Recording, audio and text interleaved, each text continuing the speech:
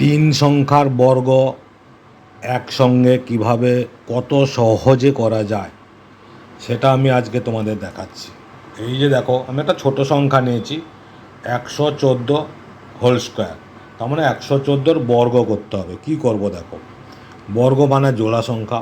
প্রথমে এটা কত আছে, এই দিক থেকে 14, 14 হোল স্কোয়ার কত হয়, 14 আমরা জানি কত, 196।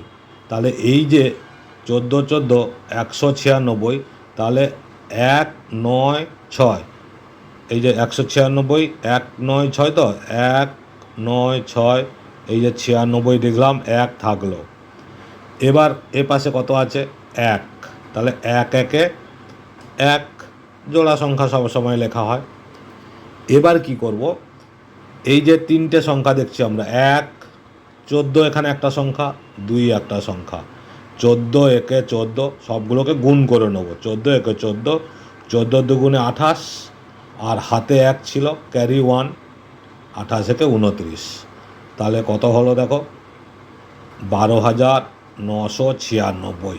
এটাই হচ্ছে তিন সংখ্যার বর্গ একসঙ্গে। ওকে।